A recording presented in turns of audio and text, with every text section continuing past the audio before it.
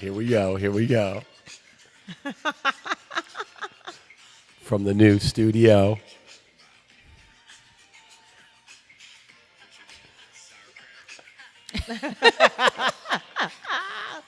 Look at you.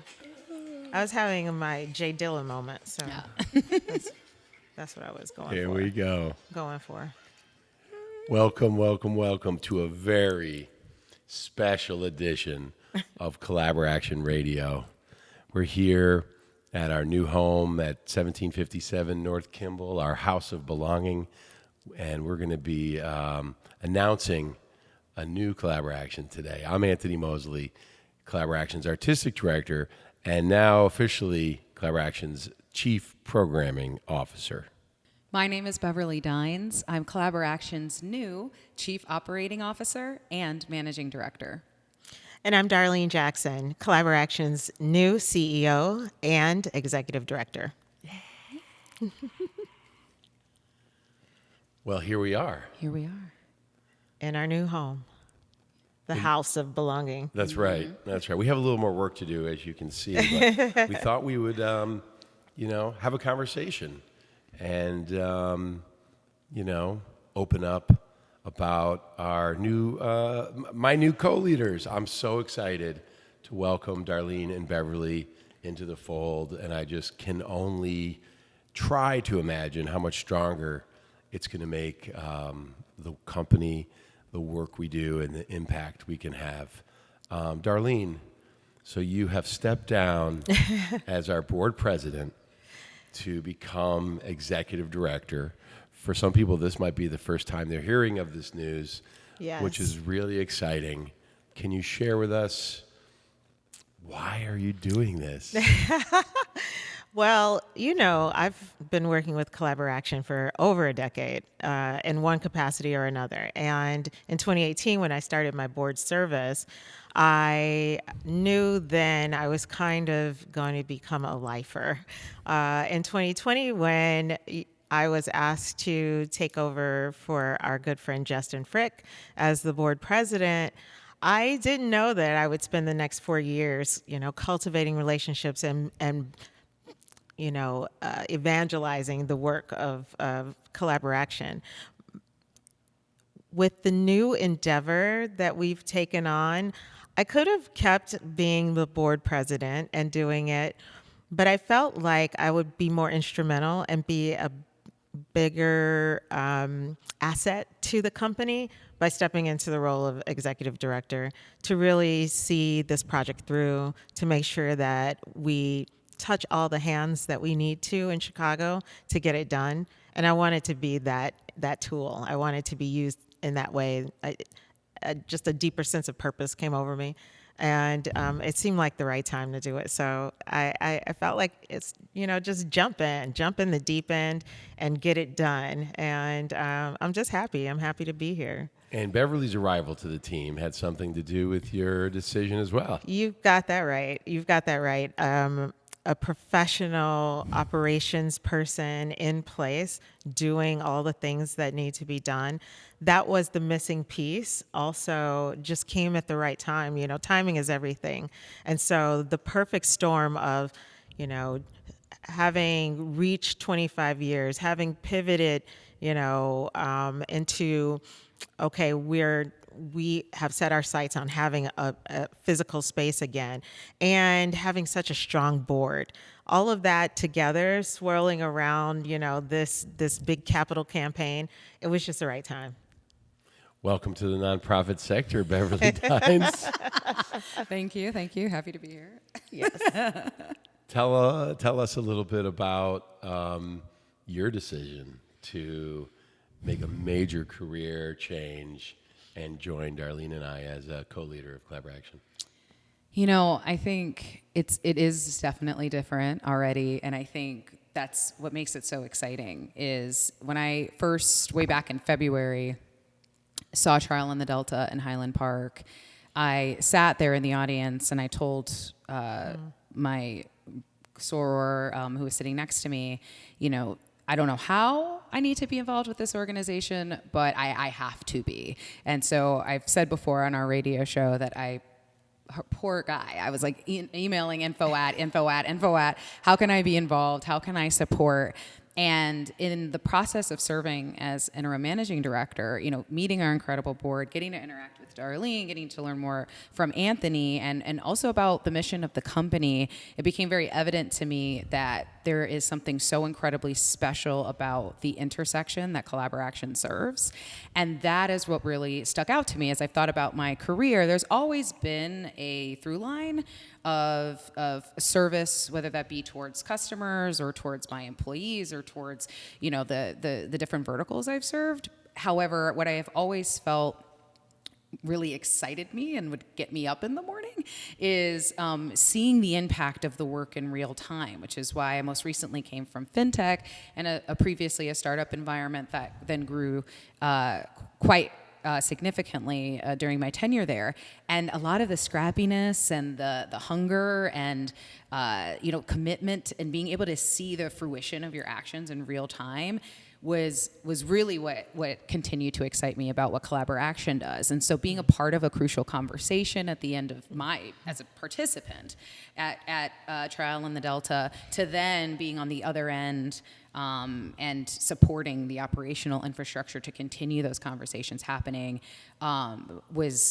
it became very clearly like, okay, it feels bigger than me. And so going back to what you said about timing, I will say, Anthony had been working on me for since day one, honestly. Well, I had been working on Darlene for a couple of years. And I'll be transparent that originally I said no. I said, I really, I loved what I had been doing at my transitioning company, and still, love what they're doing and champion them as they continue to scale. And also over the course of the last several months, as we were ideating together with our close collaborators, our board, and our team, our staff, our incredible staff, I thought about how exciting it would be to not only support the scale of the House of Belonging in Humboldt Park, but also as an ecosystem and a nation, frankly. And so the idea of that and being able to work more closely with juggernauts and not only the nonprofit, but also artistic space would enable me to diversify my experience in a way that I hadn't maybe had as much exposure to. So not only do I feel heavily enriched by the opportunity to bring the operational experience that I have and my leadership there over the past decade, but now just getting to be able to be a learner alongside and with the community as I leverage my expertise. So it very much felt like the perfect, like you said, the perfect kind of storming of things, and the way this all came to fruition was also very accelerated too. But as it was all happening, I was regularly checking in with Anthony going, it's also serendipitous how all of the things are very closely aligning and puzzle piecing together. And so I just feel very grateful that we're all sitting here and talking to each other. Well, Collaboraction has had a reputation for innovation and having a pretty progressive vision. We finally now have the capacity and the leadership team to implement it all. Yeah. And so I'm just, I'm pinching myself still daily. And I feel like, I've been talking a lot about intuition, and I feel ultimately we all kind of listened to our intuition that there was a special thing happening. And who are we to deny the universe? And by the way, if you want to learn about Collaboraction's history, there's a wonderful 8,000-word article that just came out by Jack Helbig in New City Magazine that gives a great overview. And in many ways, this podcast is the beginning of the next 8,000-word history piece. And I cannot wait to get this blank space put together for our community to come and experience our work. Well, what is this? So, you spoke a lot about our history, right? And I think what I'm very curious about is for 25 years, you've led the artistic direction of Collaboraction and built what many people attribute to being the membrane of our company.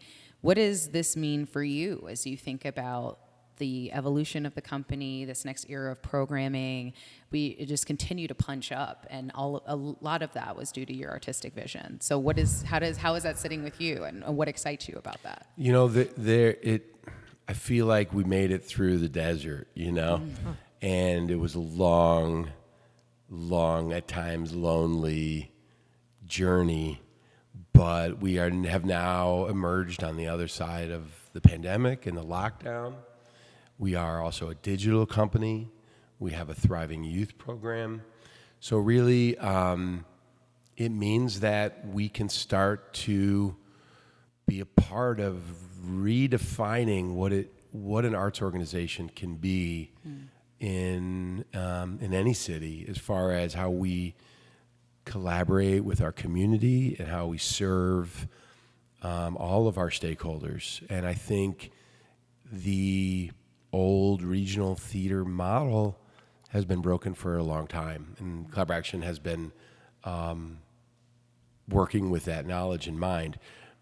But this gives us a chance to really 2.0, you know? And really, actually, this is officially the 8th era of Collaboraction. Yeah. And I could talk through all the eras at another time. But yeah, it's just, you know, there are times when it was really difficult. But I kept going. And in my heart, I believe it was because I knew help would come one day. And so, you know, on a personal level, I hope you two both understand how important your yes means to me. And I'm going to do everything in my power to make you savor that decision for the rest of our lives. Right on. I can feel that. That's fair. Can we get some sushi in here? I think that, you know, with my involvement on the board coming first, right, you guys got to learn a lot about me and my style of work and what drives me and my leadership style. And so, you know, being a little relentless, you know, sort of like not giving up, not really pressuring me to take the role, but allowing me to come to that decision on my own was definitely the thing that got me there, really over the top. And then Beverly coming on board, having such great organizational chops, made the decision even easier for me. You know, I'm coming out of higher ed, and so it's a slow-paced thing. But I've worked in the nonprofit space for a long time. So being able to, you know, just really step into the role that I've always seen myself in a nonprofit space has been great. And so I just want to thank you for that, because you kind of saw it before I did. But giving me the chance to really, you know, just have that moment to learn an organization in and out, and then be able to apply that. So implementation is everything, and I'm just ready to execute on behalf of Collaboraction to make this space in Humboldt Park a model for other houses of belonging that we can create, not just in Chicago, but, as Beverly said, an ecosystem that you can take as a blueprint into any community throughout the nation. Our major goal being to foster dialogue and inspire connectedness, you know, between human beings, to foster world peace. You know, I've always told you that is the thing that really motivates me, showing people how to get along, modeling that behavior, and really exposure to the arts creates more well-rounded human beings. And so that's been a goal of mine since I was a child. And so this coming to fruition for me is that purpose that gets you up out of bed in the morning. Otherwise, you know, all the days can be hard, but if you can just hold on to that purpose, what you're here for and what you have to do, this is allowing me to just live in my truth. And my truth is, I believe in peace, I believe in love, and this allows me to, you know, show it. I mean, Collaboration has always had a house music ethos. So why not bring in the queen of house music to help set the energy right? And that, so this will be our main studio. Yeah. It'll hold an audience of up to 120, so still very intimate. But it'll also be a digital studio. So everything that happens here will be filmed on multiple cameras, upstreamed and available. But also we'll be able to continue to make digital content. And so in a way, we have gone from a contemporary theater company into a digital studio for social change. And the live experience will always be the most sacred.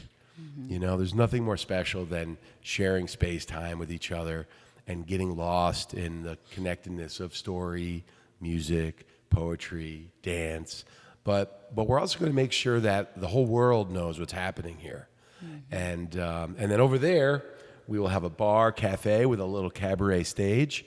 So there'll be a really comfortable place to have conversations and continue the growth and journey of the learning that can happen when you are given access to a really powerful, authentic, artistic experience. And we're taking the concept around art activism a step further also by creating space for community members, both within Chicago, but also within the surrounding suburbs, Wisconsin, the Midwest. Again, we're really thinking about how far we can extend our reach on how to have these conversations. And so one of the things that I'm really excited about is, I think similarly to what, Darlene and Anthony have said about that internal drive and want to understand each other and be empathetic with each other. Sometimes I think where folks can get lost, especially in this age, is how do we have those conversations productively while we're not only validating our own experiences, while also empathizing with those around us. And that does take a bit of learned behavior, especially if you haven't had exposure based off of what your background is. And so we want to take it a step further by offering in the future programs and workshops and certifications from renowned leaders in not just inclusivity and DE&I, which is equally important. We're also thinking grander on how to be empathetic with yourself, how to be empathetic with others, how to be an ally. What does that actually mean when you consider the grander zeitgeist of all of the ways in which you can leverage support to marginalized communities? And then beyond that, even if you yourself are maybe a more seasoned, or would consider yourself a more seasoned advocate for inclusivity in its grander context, how you can leverage your experience in this space. And I think that's what's really exciting is we don't just want passive folks, who are sitting and watching. Well, that's wonderful. Again, we end every show with a crucial conversation because we want community feedback. We want your experience, and there is no such thing as a one-size-fits all for arts activism, regardless of maybe, I think some of the grander stereotype around like social justice advocacy.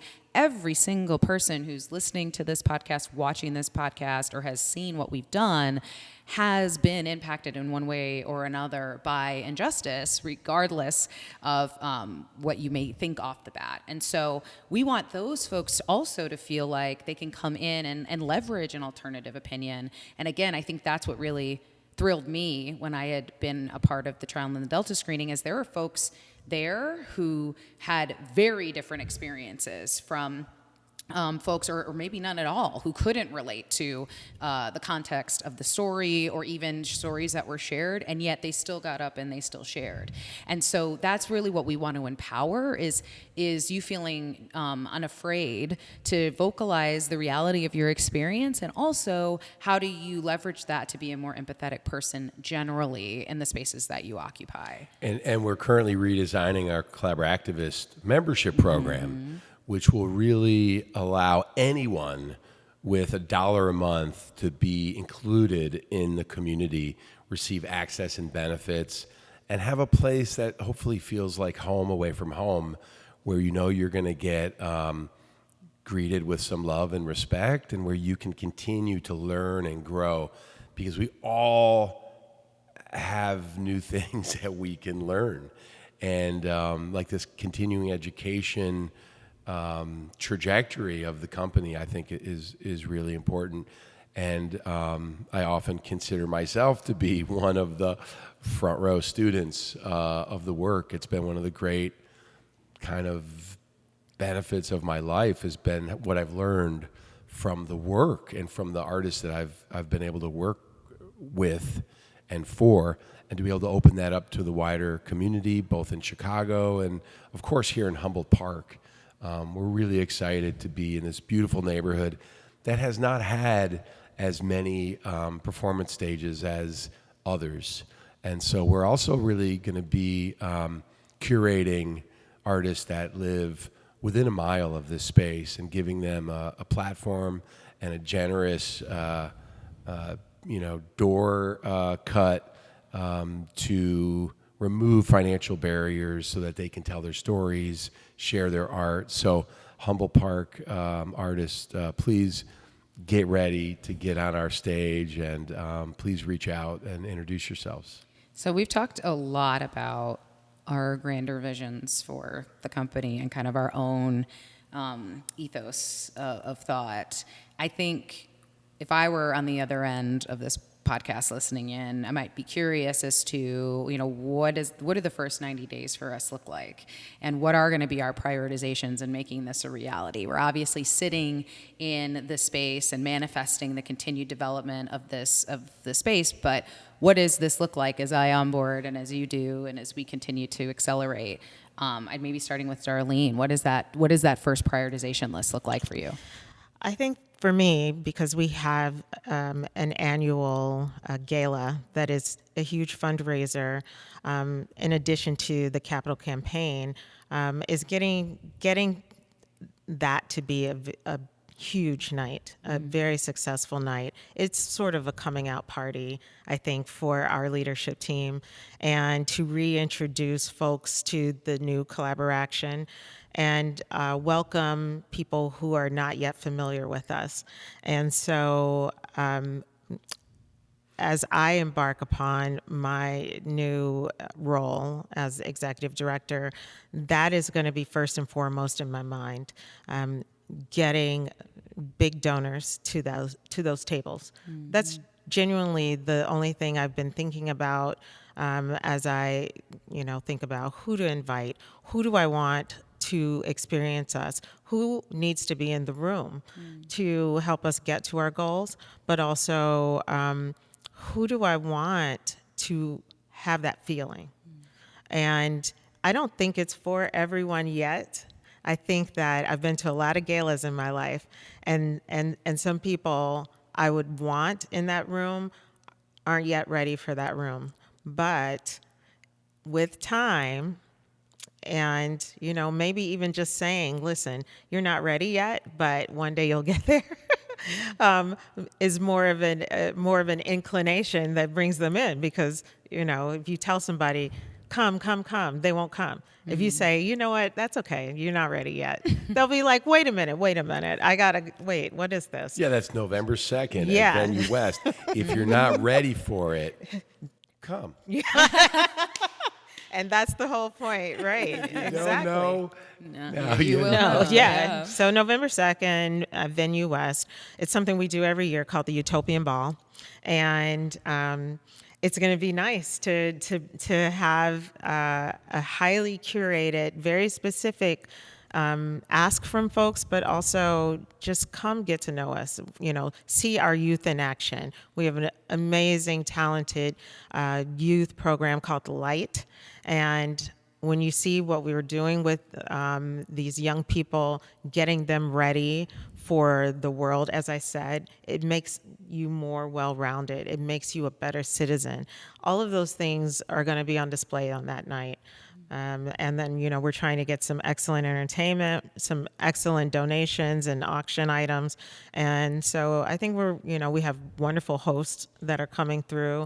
And we really also want to celebrate the amazing gift in our architects, John Clark from Cordigan Clark, and Evan Williams, who have, stewarded this renovation, because they've been so crucial to our goals and helping us see the beautiful way it's going to end up.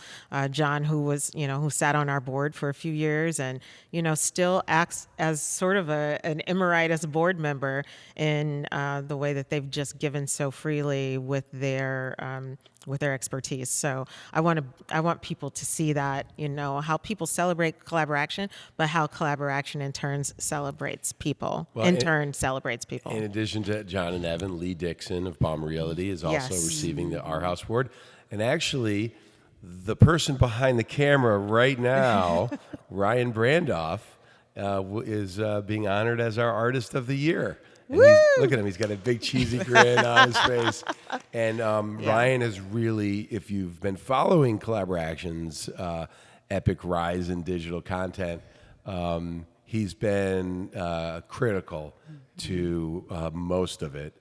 And it's been, including the newest feature-length film cut of Trial in the Delta, which will be available for folks soon. But so we will be celebrating a bunch of folks. And, for me, it's kind of like it's a family reunion meets a wedding. And the wedding is between the past and the future, coming together in the present to celebrate this family that has been cultivated for 28 years now. And I can't wait till November 2nd. What about you, Beverly? What do the first 90 days look like for you? Well, I think, I've already started to tell the staff to just buckle up because, I've prided myself on my expedience and operations. And I think for me, my priorities are on foundational principles to scale and making sure that we have the correct scaffolding. And then those who've worked with me in the past may giggle at that, because that is a phrase I use to talk through any stable skyscraper. You have to have strong supports. And so that means infrastructurally hiring an incredible team of folks coming on. We currently have a position open for a general manager as well as a marketing coordinator. We just elevated one of our team members, Toby, who is our new membership experience manager and has already been accelerating in what that paradigm is going to be for our membership experience. We have phenomenal folks who have been partnered with us, like Pinky Ring and Linda Soul, for the light and the luminaries, and them being supported by Topher Williamson and Amanda, who's been a phenomenal, almost Swiss Army knife of sorts to help us administratively. And so we've been very fortunate to have already such a strong operational team. I think now the next step is creating the right infrastructure internally, developing the right SOPs internally. Oh my God. We're gonna get there. We're gonna get there. I laugh because one of our first meetings as with me as interim managing director, I come in the meeting like a spitfire. I'm like, okay, so we need this SOP, we need this OKR, this KPI, and Anthony stops the meeting. And this is such a testament to his leadership and willingness to be vulnerable. He goes, Beverly, I have to stop you. What is an SOP? What is an OKR? What is a KPI? What are we like? I hear you. I'm with you. And also what? And I thought OKR meant occur. And so It's so, but really, what are our objectives and how do we hold ourselves accountable to ensuring that not only for our stakeholders and for our community that we reach them? It's if operationally we're not sound, right? All of these grand ideas do not materialize. Oh yeah, absolutely. And so I think for me, the most important thing for me is working alongside our leadership and our staff and developing a paradigm where we're holding ourselves accountable transparently to those metrics, and continuing to iterate and reach higher. I have a very large abundance mindset. I firmly believe that if you manifest it and believe in it, it will come to fruition. And at the same time, how do we utilize core business practices to ensure that we're not growing beyond our reach, that we're being intentional about our development, and as excited as we are for all of these ideas, it is more important to me that we grow with intention and we're being thoughtful about every step of the way operationally than having a really grand opening. We have the ribbon cut, we have all the fancy lighting and all the fancy things, and then like what happens to a lot of folks in the kind of this startup space, you're forced to make unfortunate decisions, and I just don't believe in that. I think we're starting in a really solid space. The Collaboraction has been a steady force, and so now it's creating the right scaffold so that when it is time to accelerate, we're the blueprint, and I look forward to creating that blueprint for the company. Yeah, and for me, I think the first 90 days will be a mixture of just letting go of things, and just, I talked about intuition, but being able to get things quiet enough that I can really listen to our community and our stakeholders, and together build a 3 to 5 year programming vision so that we can really get a longer lead time and developing some really special projects and events. And, we are dreaming about possibly bringing the Sketchbook Festival back. We would love to be able to figure out how to do Levana Madrid here. Moonset Sunrise, we'll be making some full moon appearances. But then there's all the new stuff and all the new things that are going to come to surface from people that live in Humboldt Park, and from some of our core artists who have shown great ability to conjure up the magic of theater and music and dance. So it's an exciting time for me as well, but it's more about letting things fall and settle, and doing the things that I do best, and also share as much institutional knowledge as possible, and make sure that we are laying the foundation. I want what's in that brain. So I can't wait to get in there. And I think it's as we head into this new era. We've mentioned a little bit about our capital campaign and the gala that's coming up on November 2nd. I think kind of zeroing in a little bit on that, we are, again, in an abundance mindset purposefully, because you've, again, heard a lot of the ideas. You've now heard about a 5-year plan for programming. Maybe, Darlene, can you speak to what this capital campaign means at a macro level, and what your maybe call to action is for folks who are on the fence or hearing this and their interest is getting piqued, but maybe don't see themselves as aligning potentially with a social activism or arts activism organization? How does this apply to maybe that person on the fence? Well, I look at it sort of like this, right? The big picture is really what happens on the smaller level. So macro and micro are the same, to be honest. You have organizations who are making contact with the community. We are the boots on the ground. We are the initiators, the people who are getting these big programmatic ideas done. So you've got foundations, you've got people putting money in places that they care about. I donate to public television, $5 a month. I've done that for years because I grew up watching public television. I care about it. I care about it being here. My daughter is 26, but I care about it being here for children who have yet to be born. And Collaboraction is that. We are doing things now for communities that are yet to come, for communities that don't even exist yet, but with the idea that we are trying our best to be the harbingers of a more peaceful, productive world. This work that we're doing will get us part of the way there. Other organizations are doing work also to get us part of the way there. And so we're a small part of a bunch of different but meaningful, significant organizations doing this work. If you believe in the arts or trust that we can get that work done, know enough about the arts to expose, new people to it, create the environments that are positive and whole and loving and trusting to get young people, older people, people who are on the fringes, people who just don't know or have a clue, to understand more about the human condition, operate with knowledge, empathy, dialogue and action. We can do that.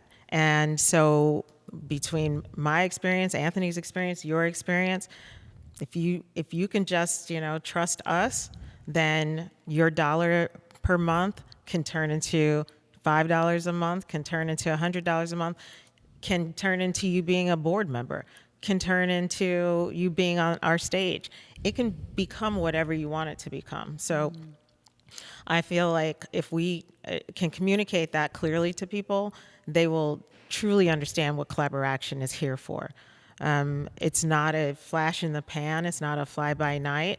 We are trying to establish an institution among institutions that have existed for hundreds of years, that our ideals put into place create change, positive change.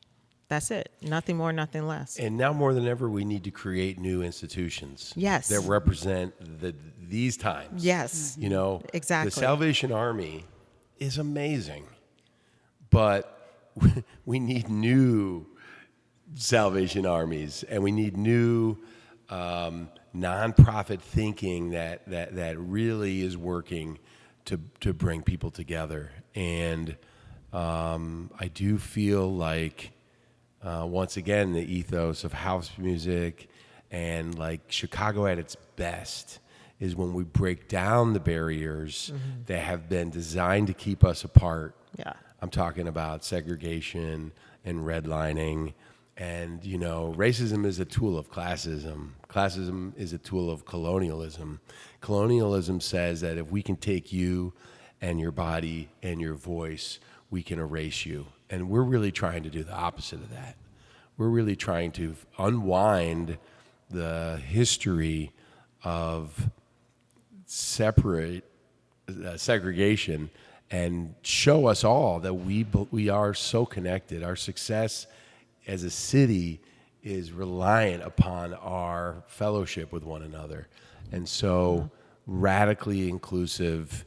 And that's the thing, like, we want to make sure that we're all born with 100% ignorance, and we slowly erase that ignorance. If you feel like you are just in the beginning of your journey of understanding how systems of oppression work and how they're intersectional, or you don't really know that much at all, we want this to be a place where you can come and feel like it's a safe space to learn, no matter where you're at. And we're also going to have, gurus here, like Dr. Marcus Robinson. Yeah. He too will learn in this space. So it's really a space for everyone who understands the power of art to transform. And, the revolution will not be televised because it'll happen in here. And this is a place for that revolution to grow inside of each of us so that we are each better prepared to show up every day as a part of the solution. And I think, to round out a lot of the thematic elements, Darlene mentioned knowledge, empathy, dialogue, and action, which is KEDA. KEDA is one of our core principles around our methodology for facilitating these conversations. And so I think what would be a really dynamic way to close our podcast is maybe choosing one of the letters, KEDA, and maybe whether that a story or an experience relating to how more knowledge or being more empathetic or having a dialogue or stepping into action has impacted you and how you intend to impact the work in your new role. Well, what comes to mind for me is Trial in the Delta, the lost story of Emmett Till. The trial transcript of the court case of the men who admitted to kidnapping and murdering a 14-year-old Chicago boy was never filed by the court reporter.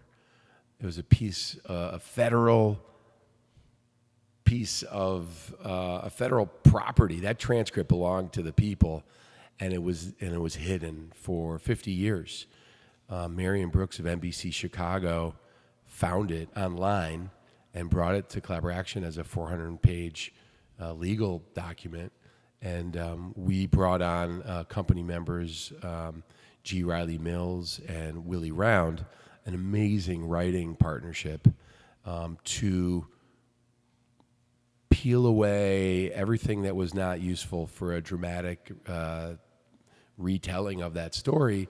And through the magic of theater and video, we've been able to share what happened in that courtroom to uplift the knowledge of what happened, and not only the horrific mistrial that went down, but the courage and the genius of Mamie Till, Mose Wright, the other witnesses that risked their life to testify what they saw and what happened to Emmett.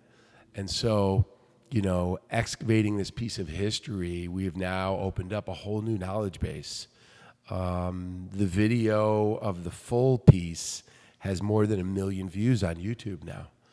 And so, in many ways, for me, that's the big K in KEDA was being a small part in Mamie Till's legacy, and now that we have been part of that, it's actually opened up new opportunities for us, and so there's more knowledge that's going to get unleashed. There's my K. That's K. I would take D because I'm Lady D, but I'm going to take A because of action. I feel like I'm a person of action. I'm the type of person that will observe for a while and then immediately kind of get to work on a problem or an issue. I'm a solutions-driven person. I look at things and I can kind of suss out what's going left, what's going right. I think of myself as being very progressive and thinking about things in new and unique ways. And so when I think about action, I don't think you can do things wrong. I think you can just work towards a goal. If it doesn't work out, keep working towards it until it does. So it's not about perfection for me. It's about getting it done. And so I always say fail fast.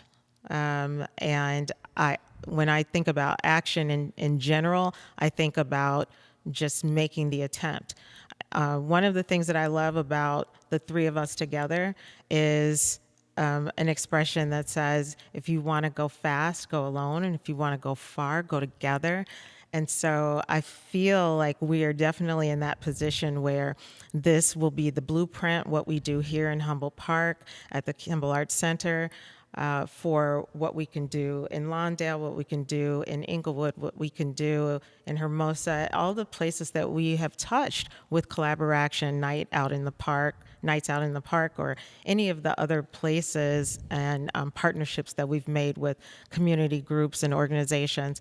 We can then have this model set up, a book that says this is how it's done, and share that with people throughout the world. And so everything we do here is going to be super important, but we're going to fail fast, and we're going to work it out until we have the action steps in place to get it out to the people. That's really the end goal. I think being able to share the knowledge, but also how to implement, how to take action, how to execute, and so that you can have your own house of belonging in your own community. You can't be everywhere at once, but in some ways you can. I think for me, it's definitely E for empathy. And I have two very short stories relating directly how Collaboration has demonstrated this. The first calling back to the trial and the Delta screening that I saw in Highland Park as a former community member of Highland Park who was present for the the mass shooting that happened there. I knew that was still very present for a lot of folks' minds. And as we were watching the screening, I think it was a packed house. There wasn't there was actually standing room at the Wayfarer Theater. And at the end, during our crucial conversation, there were several folks who stood up and talked about their experience with race motivated gun violence. However, I kind of looked around the room and I saw, I think, folks nodding and trying to understand. I saw some squinted eyebrows. I even maybe saw some chitter chatter. And so for me, my thought was, how do I encourage folks to think about how this potentially could relate to them and their experience, even if they themselves have not had a direct experience with maybe the content or the stories being shared. But I did stand up and I said, who here is a resident or former resident of the North Shore community? And a bunch of, almost the whole room raised their hands. And I said, now who was or was somebody present for the Highland Park shooting that happened recently? And quite a few people kept their hands raised.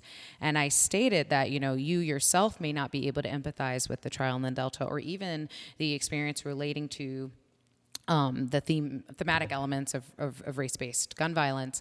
However, you can, if you could just remember for a moment, I asked them to close their eyes and remember the feelings you felt when you found out what was happening, or maybe your friend had told you who lives in the community was happening. Remember the anger, remember the fear, remember the concern and the sadness and the frustration and whatever those feelings were.